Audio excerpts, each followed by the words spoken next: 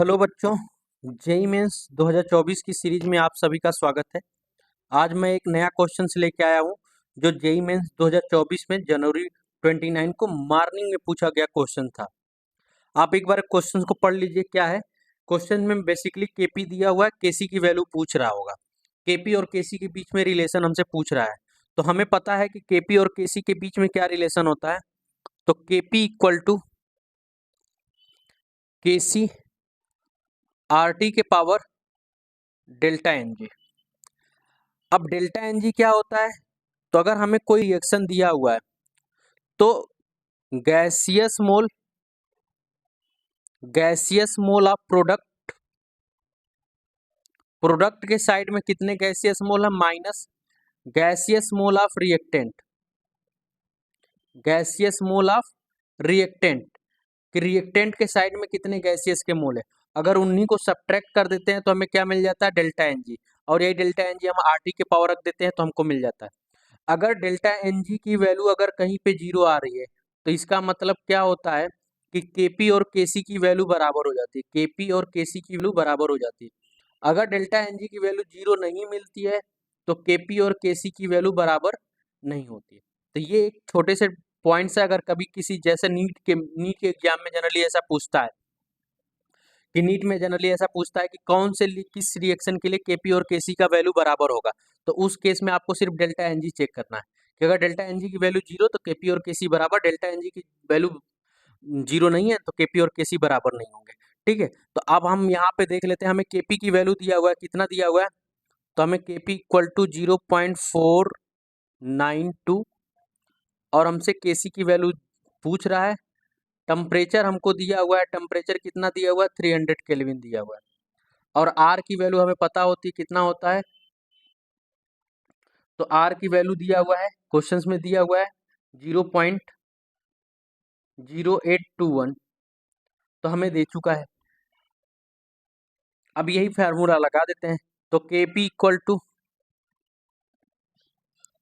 केसी, केसी हमको चाहिए आर 0.0, देखिए इंटीजर टाइप नहीं होता तो हम इसको 1/12 ले लेते, लेकिन इंटीजर टाइप में है तो इंटीजर टाइप में जो एग्जैक्ट वैल्यू दिया हुआ है हम उसी को लेके सॉल्व करेंगे। इंटू 300 इसके power delta NG, delta NG कितना हो जाएगा? तो ये हमारा रिएक्शन है। प्रोडक्ट साइड में कितने मोल है? 2। और रिएक्टेंट साइड में कितना मोल है? 1। तो डेल्टा एनजी की वैल्यू कितनी आ जाएगी? 1। डेल्टा एनजी की वैल्यू कितनी आ जाएगी? 1। प्रोडक्ट साइड में 2 है और रिएक्टेंट साइड में कितना है? 1 है। कोफिशिएंट को देख के ऐड करते हैं, और कोई होता तो उसके कोफिशिएंट को ऐड करके डेल्टा एनजी ले लेते हैं हम। ठीक है, अगर प्योर सॉलिड और गैसियस का ही बात करेंगे सिर्फ, ठीक है, एक्वस या फिर सॉलिड या प्योर लिक्विड वालों का हम लेके नहीं चलेंगे, सिर्फ और सिर्फ गैसियस वालों को लेके चलेंगे। ठीक है, तो इसीलिए बात कर रहे हैं। तो डेल्टा एनजी की वैल्यू हमारी कितनी आ गई? 1 आ गई। आप इसको थोड़ा और कैलकुलेशन को आसान करने के लिए हम इसको ले सकते हैं 1/12 ले लेते हैं। तो केपी इक्वल टू क्या हो जाएगा? केपी की वैल्यू कितना दिया हुआ है? 0.492 इक्वल टू केसी, और इसको हम लोग सॉल्व करते हैं इतने से, तो ये हो जाएगा 22 और 20, 12, 25 के आसपास आ गया। तो केसी इक्वल टू क्या हो जाएगा? तो 0.492 डिवाइडेड बाई 25। ठीक है, 25। अब इसको सॉल्व कर लो थोड़ा सा। डेसिमल के बाद 3 डिजिट है, 3, यानी कि इसको हम 492 इंटू 10⁻³ -3 लिख देते हैं और डिवाइडेड बाई 25 कर देते हैं। तो 25 से 492 को डिवाइड कर देते हैं 25 से, तो क्या आ जाएगा? तो 1 बार जाएगा, ये हो जाएगा 25, ये हो जाएगा 24, 2 हो जाएगा, 9 बार जाएगा, 9 बार जाएगा तो ये हो जाएगा आपका 225। यहाँ से करेंगे तो करीब में 17 बच जाएगा, ये हो गया 0। तो अप्रॉक्सीमेट में इसको ले लेते हैं 25 छका 150, 25 साते, तो ये हो जाएगा आपका 175 के आसपास। तो 197 इंटू 10⁻³ आ रहा है। हमको 10⁻² में लिखना है, तो यानी कि हम इसको क्या लिख सकते हैं?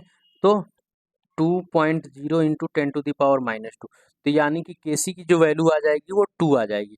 हमें इंटीजर में चाहिए तो हम इंटीजर में क्या लिख देंगे, 2 लिख देंगे। तो होप सो आपको ये क्वेश्चन समझ में आया होगा। अब इसी पे एक नीट में पूछा हुआ क्वेश्चन को भी हम लोग देख लेते हैं।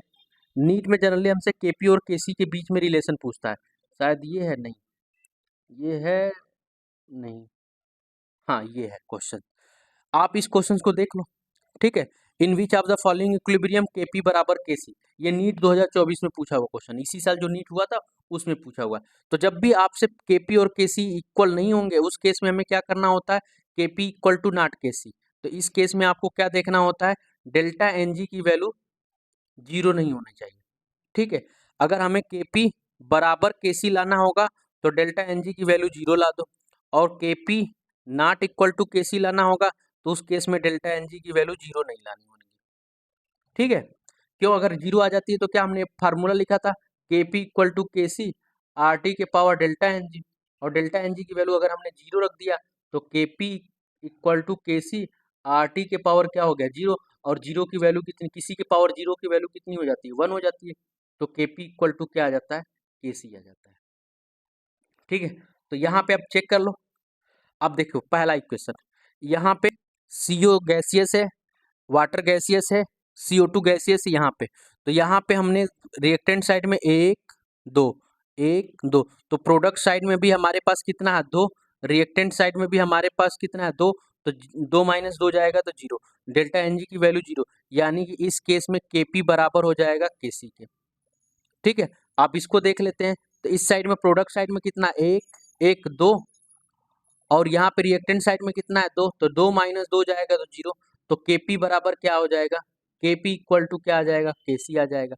इसी तरह से इसको देख लेते हैं चौथा, इसमें 2 है, प्रोडक्ट साइड में 2 है, रिएक्टेंट साइड में 1 और 1 कितना हो गया 2, तो 2 में से 2 जाएगा तो 2 0 बचेगा। तो इस केस में भी केपी बराबर क्या हो जाएगा, केसी हो जाएगा, क्योंकि डेल्टा एनजी की वैल्यू 0 आ जा रही है। अब इस केस में देखते हैं, तो यहाँ पे केपी और केसी क्या होगा, यहाँ पे डेल्टा एनजी की वैल्यू कितनी आ जाएगी, 1 और 1 2, और ये इधर रिएक्टेंट साइड में सिर्फ 1 है, तो डेल्टा एनजी की वैल्यू 0 नहीं आई, कितनी आ गई 1 आ गया, 0 नहीं आया। इस केस में मतलब केपी बराबर नहीं होगा केसी के, तो हमारा ऑप्शन क्या हो जाएगा ये। तो इस तरह का क्वेश्चन आपको नीट में ज्यादातर पूछता है, और जेई मेंस से थोड़ा सा इस पे कैलकुलेशन बेस्ड क्वेश्चन पूछता है, ठीक है। तो आपको केपी और केसी में कभी भी रिलेशन चाहिए तो कब केपी और केसी में ये वाला यूज करोगे आप formula, KP equal to KC R T के पावर डेल्टा एन जी। तो होप सो ये क्वेश्चंस आपको समझ में आया होगा। ऐसे ही और क्वेश्चंस के लिए हमारे चैनल पे बने रहिए। धन्यवाद।